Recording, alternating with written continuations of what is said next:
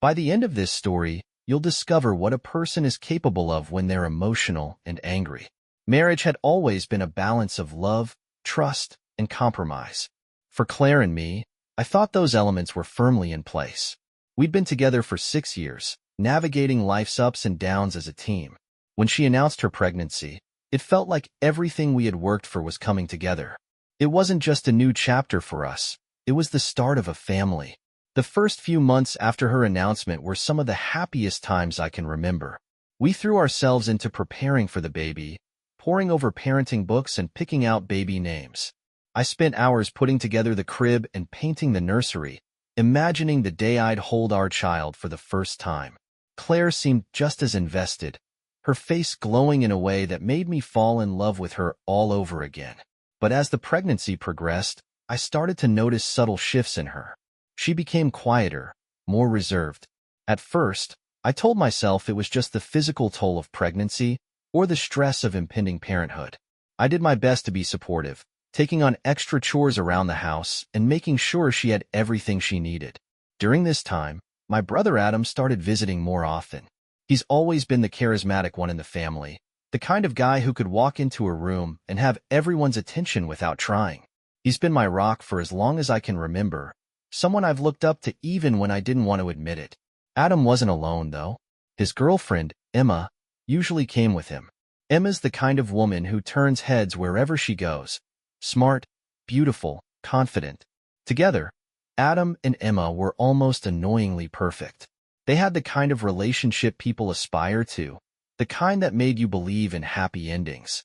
The four of us spent a lot of time together during those months.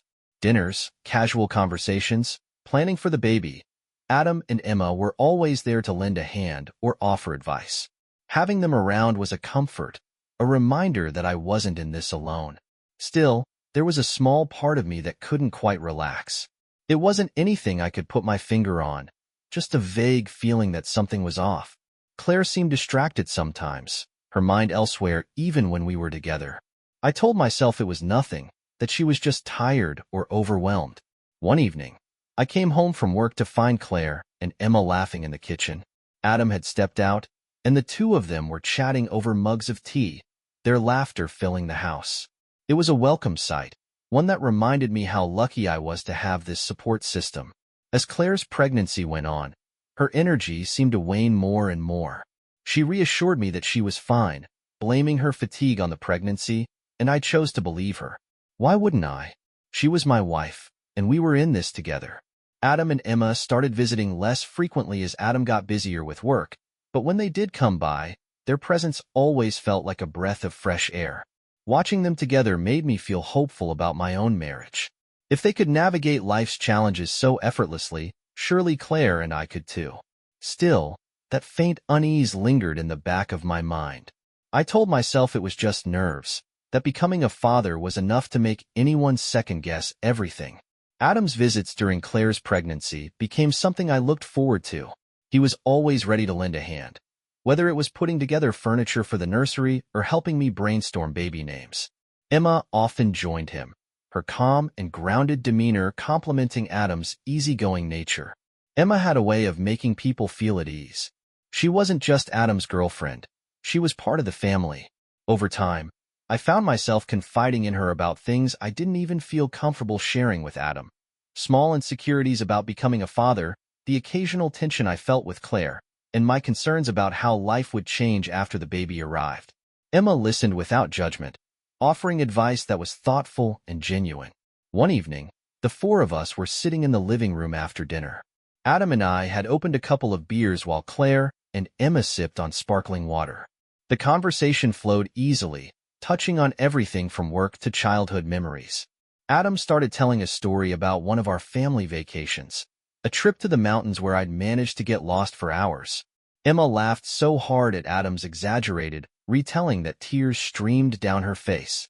Claire, too, seemed lighter than she had been in weeks, her laughter filling the room in a way that made me feel like we were finally in a good place again. For a moment, everything felt right. As the evening went on, I found myself watching Adam and Emma more closely. They had a way of interacting that was effortless, as if they were perfectly in sync. Adam would glance at her, and she'd already know what he was about to say. She'd make an offhand comment, and he'd respond with a playful quip that left her grinning. It wasn't envy I felt, at least, not exactly. It was more a sense of admiration, a hope that Claire and I could get back to that place of easy connection. Pregnancy had added a layer of complexity to our relationship, one I hadn't anticipated. But seeing Adam and Emma reminded me that it was possible to weather life's changes without losing sight of each other.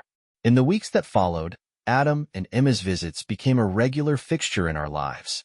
Adam helped me install a new car seat in my truck, while Emma showed Claire how to fold tiny onesies and pack a hospital bag. It felt like we were all in this together, a small but tightly knit support system preparing for the arrival of a new life. One Saturday afternoon, Adam and I found ourselves alone in the garage, tinkering with an old bike he'd brought over. As we worked, I asked him how he and Emma managed to keep their relationship so strong. He laughed, saying it wasn't always easy, but the key was honesty and communication. His words stuck with me. I thought about the times Claire and I had danced around difficult conversations, avoiding conflict instead of facing it head-on. I resolved to do better, to make sure our relationship was as strong as it could be before the baby arrived. Emma and Claire's bond deepened, too. Emma often stayed behind after Adam left, helping Claire with things I didn't even think to offer, organizing baby clothes, preparing meals for the week, or simply keeping her company when I was working late. I was grateful for Emma's presence, for the way she seemed to bring out the best in Claire. Looking back, it's almost laughable how much I trusted Adam and Emma, how much faith I placed in the idea that family would always have your back. If there were signs that something was amiss, I was too blinded by admiration and gratitude to see them. For all my efforts to prepare for the baby, to build a strong foundation for our growing family, I had missed the cracks that were forming beneath the surface. It was subtle at first, so much so that I didn't immediately register it as anything out of the ordinary. Claire had always been independent, someone who valued her space even within the closeness of our marriage. But as the weeks passed, there were moments, small and fleeting, that seemed to shift the dynamic between us. One evening, I noticed Claire seemed unusually distracted during dinner. She had made one of her favorite meals, something she often did when she was in a good mood. Yet, as we sat at the table, her fork idled in her hand, and her eyes seemed to drift somewhere far away. When I asked if everything was okay, she smiled and assured me it was just pregnancy hormones making her feel a little off. I wanted to believe her. After all, we'd both been under stress lately, but there was something about her response that didn't sit right with me. A few days later, I came home early from work, hoping to surprise Claire. She wasn't in the kitchen or the living room, but I heard faint laughter coming from the backyard. Curious, I stepped outside and found her sitting on the patio with Adam. They were leaning slightly toward each other, sharing a private joke. When they noticed me, Claire's laughter stopped abruptly, and she straightened in her seat. Adam greeted me with his usual easygoing charm, making a casual comment about stopping by to check on the nursery project. Claire quickly excused herself, saying she needed to get something from inside, leaving Adam and me alone. It wasn't the laughter or the way she had reacted to my presence that bothered me. It was the tension in the air, the feeling that I had interrupted something I wasn't meant to see. Later that evening, I asked Claire if Adam had stopped by often while I was at work. She gave me a vague answer, saying he had been helping her with a few things around the house. Her tone was light, dismissive, but the words stuck with me. It wasn't just Adam, though. There were other small changes in Claire that I couldn't ignore. She had always been meticulous about keeping track of her schedule, yet she suddenly seemed forgetful, missing small appointments or losing track of time. She would brush it off with a laugh, blaming pregnancy brain, but it felt like a convenient excuse. I tried to shake the feeling that something was off, but the unease followed me like a shadow. As the days turned into weeks, the feeling of distance between Claire and me grew. It wasn't that she was avoiding me. She still smiled when we talked, still asked about my day, but there was an emotional wall I couldn't seem to break through. One evening, as we lay in bed, I asked if everything was okay. She turned to me, her expression soft but guarded. She said everything was fine, that I didn't need to worry so much. But as she closed her eyes and turned away, I couldn't help but feel like she was slipping further and further away from me. Looking back, I wonder how much of it I chose to ignore, how much I dismissed as my own insecurities or paranoia. The signs were there, scattered like breadcrumbs, but I wasn't ready to follow them. Not yet. The unease I had been trying to ignore came to a head one late afternoon, the kind of day where the air felt heavy, as if something significant was waiting to happen. I had taken the day off work to run errands and spend some time organizing the house. Claire had gone out earlier, saying she needed to pick up a few things for the nursery. I decided to tackle some yard work, hoping the physical effort would help clear my mind. As I was trimming the hedges near the driveway, I noticed Adam's car slowly pull up to the curb. I assumed he was there to see me, so I stepped toward the driveway to greet him. But instead of parking or getting out, Adam sat there for a moment, looking around as if checking to see if anyone was watching. I froze, confused by his behavior. He eventually got out of the car, but instead of heading toward the front door, he walked around to the side of the house, toward the back patio. It wasn't unusual for him to come over unannounced, but something about the way he moved, quiet, deliberate, made me uneasy. I followed him, keeping my distance and staying out of sight. As I reached the corner of the house, I heard Claire's voice, soft but unmistakable. She was on the patio, and from the sound of it, she had been waiting for him. Peering through the small gap between the fence boards, I saw them. Claire stood a little too close to Adam, her body language far too familiar for my liking. She reached out, brushing something off his shoulder, and then laughed softly at something he said. My stomach churned, a mix of anger and disbelief tightening my chest. I couldn't hear their exact words, but their tone and body language spoke volumes. Adam leaned in slightly, his hand brushing against hers in a way that felt far from innocent. I stepped back quietly, retreating to the front yard and pretending I hadn't seen anything. When Claire came inside later, she was composed, even cheerful, as if nothing out of the ordinary had happened. She asked about my day, her tone casual and light. I answered as calmly as I could, but my mind was racing. That night, as we sat together on the couch, I found myself watching her more closely than ever. Every smile, every word, every glance felt like it carried a hidden meaning I couldn't decipher. The tension was unbearable. I knew I couldn't keep pretending everything was fine, but I also knew I couldn't confront her without more clarity. The dynamic between her and Adam had shifted, and I needed to understand why. I resolved to dig deeper, to watch and wait until the truth revealed itself. Whatever was happening between them, I couldn't ignore it any longer. The tension between Claire and me only grew after that afternoon. It was as if an invisible wall had been erected between us, one that neither of us acknowledged but both felt. I kept telling myself to wait for the right moment, for the undeniable proof that would explain what I had seen. But waiting was suffocating, and every moment I spent in that house felt like another step towards some inevitable disaster. A week after Adam's visit, I came home earlier than usual. Claire had mentioned earlier in the day that she would be out running errands, and I hoped to use the quiet time to clear my head. But as I pulled into the driveway, I noticed something that stopped me cold. Adam's car was parked just a little further up the street. He wasn't in it, but it was unmistakably his. My chest tightened as 100 thoughts raced through my mind. Why was he here again? And why hadn't Claire mentioned it? I entered the house quietly, my heart pounding so loudly I was certain it would give me away. The living room was empty, the house eerily silent except, for a moment, I wondered if I was overreacting. Maybe Adam had simply dropped by and left, and his car being nearby was a coincidence. But then I heard a sound, voices coming from upstairs. My stomach twisted as I realized it was Claire and Adam. I crept up the stairs, careful to avoid the creaky spots in the wood. Their voices became clearer as I got closer to the bedroom. They weren't raised, but there was an intensity to their tone that made my pulse quicken. I stopped just outside the door, leaning against the wall as I tried to steady my breathing. Through the slight crack in the door, I could see Claire sitting on the edge of the bed, her hands gesturing animatedly as she spoke to Adam, who stood across from her with his arms crossed.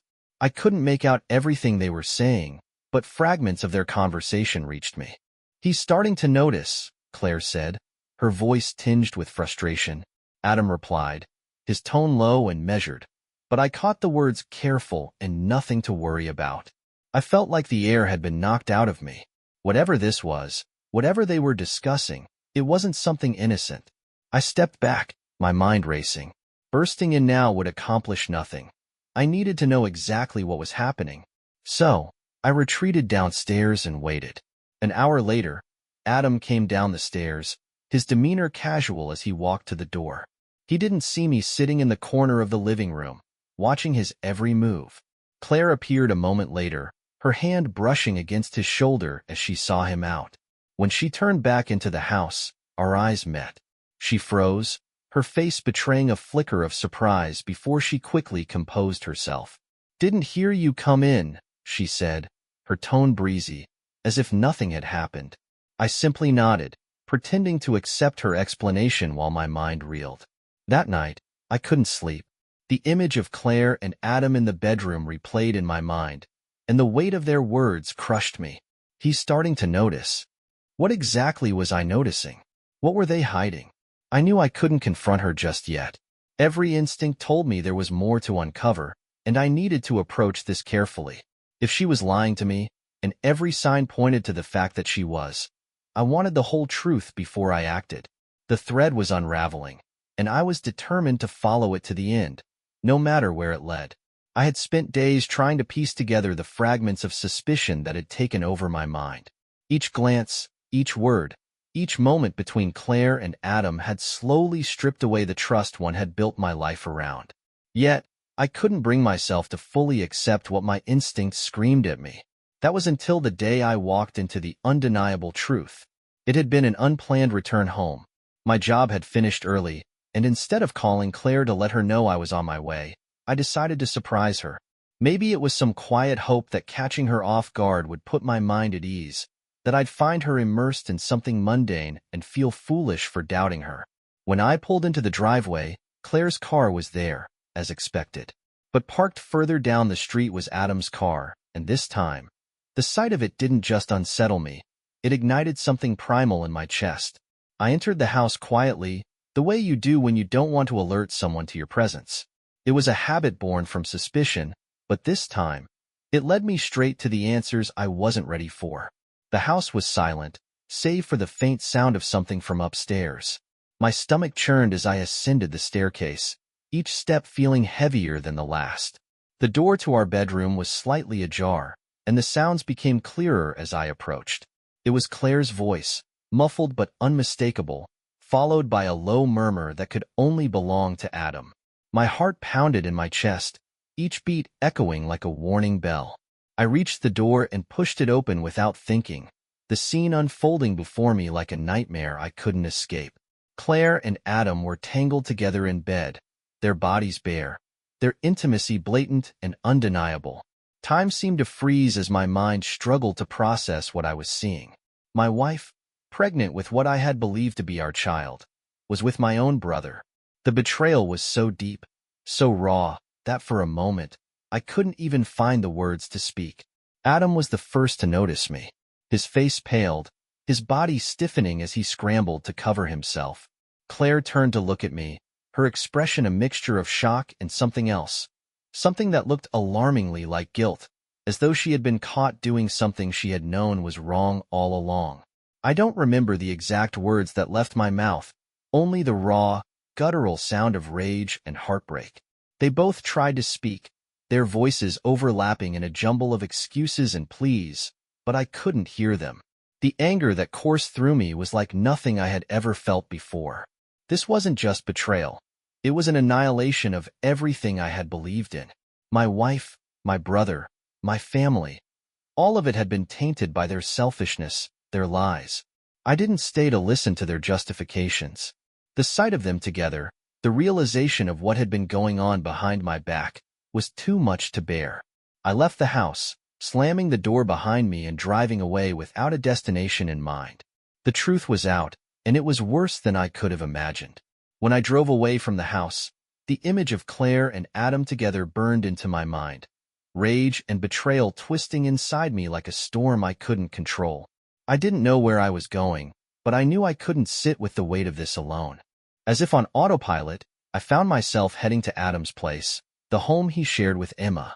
She had always been kind to me, warm and supportive in a way that felt genuine. And now, She was tied to this betrayal, even if unknowingly. When Emma answered the door, her face lit up with surprise, but it quickly shifted to concern when she saw my expression. I could barely find the words to begin, but I forced myself to tell her everything. I spared no details, laying it all out, the months of suspicion, the strange moments between Claire and Adam, and the undeniable proof I had walked in on. Emma's reaction was immediate and visceral. Her face went pale, her hands trembling as she tried to process what I had said. She asked me to repeat myself, as though hearing it again might make it less real. When the truth sank in, the shock on her face gave way to anger, her voice rising as she tried to make sense of how Adam, the man she had trusted and loved, could do something so vile.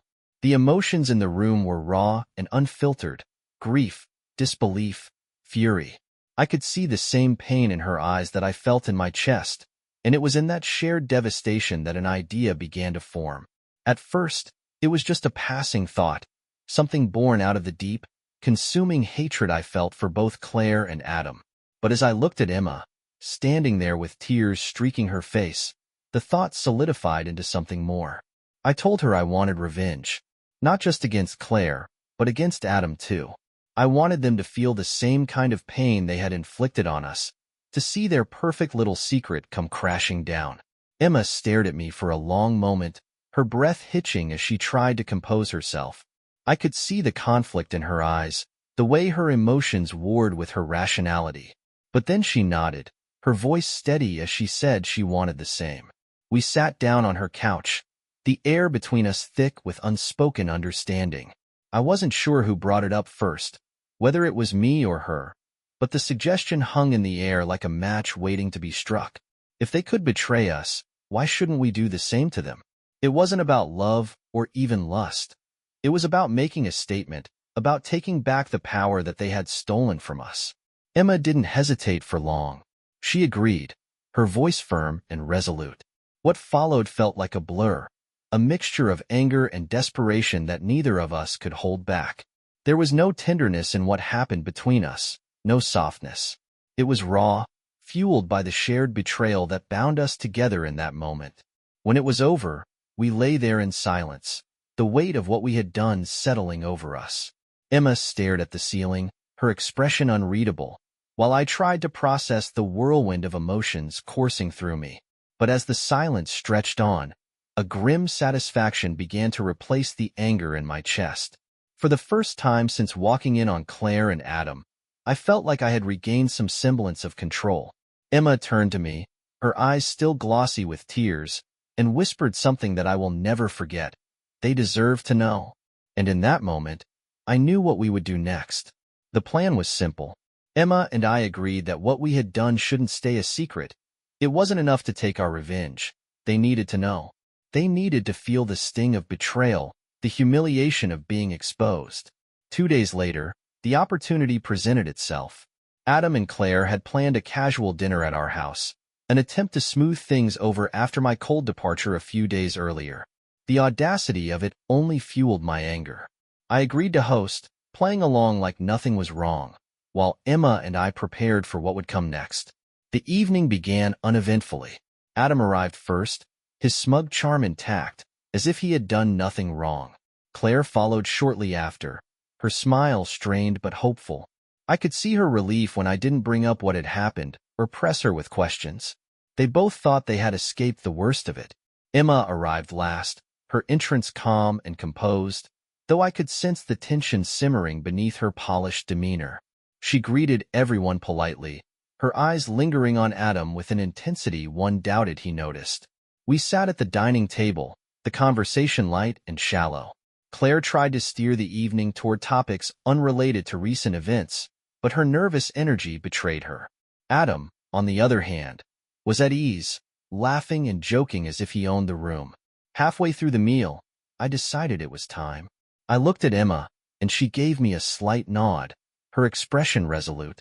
I placed my fork down and leaned back in my chair, the air in the room shifting as the mood darkened. With calculated calm, I began to speak. I told Claire and Adam that I knew everything. The months of deceit, the betrayal I had walked in on, the lies they had both woven to cover their tracks. Claire's face went pale, her hand frozen midway to her glass.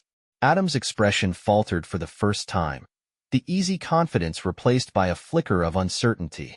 But I wasn't done. I turned to Emma, giving her the floor to share her piece. Her voice was steady as she explained how I had come to her after discovering the truth, how we had sought comfort in each other, and how we had chosen to take back what they had stolen from us. The room erupted. Claire's shock turned to outrage, her voice rising in disbelief as she demanded to know how I could do such a thing. Adam, too, was livid. His composure shattered as he turned his anger toward Emma, accusing her of betrayal. But their anger only fueled my satisfaction. I reminded them that they had started this, that their choices had led to this moment. If they hadn't destroyed the trust between us, none of this would have happened.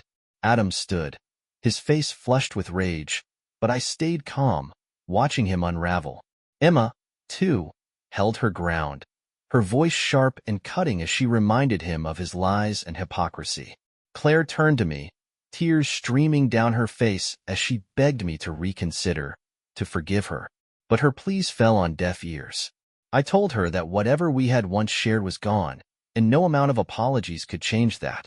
The night ended with Adam storming out, slamming the door behind him, and Claire retreating upstairs in tears. Emma and I exchanged a look, one of shared pain and grim satisfaction. We had done what we set out to do, but it didn't feel like a victory. It felt like the closing of a chapter, one that had cost us more than we had ever imagined. The days after the confrontation were a whirlwind of emotions, anger, regret, and an odd sense of relief. For the first time in weeks, I felt like I could breathe again, though the air was heavy with the fallout of what had transpired. Claire moved out of the house 2 days later, taking only what she needed. Her tearful apologies fell flat, drowned out by the weight of her betrayal. I didn't stop her from leaving. There was nothing left to say. Adam, too, distanced himself, though I heard from Emma that he had tried to explain his actions, spinning his own narrative of excuses and justifications. Emma and I stayed in touch, our shared pain creating a bond we hadn't anticipated.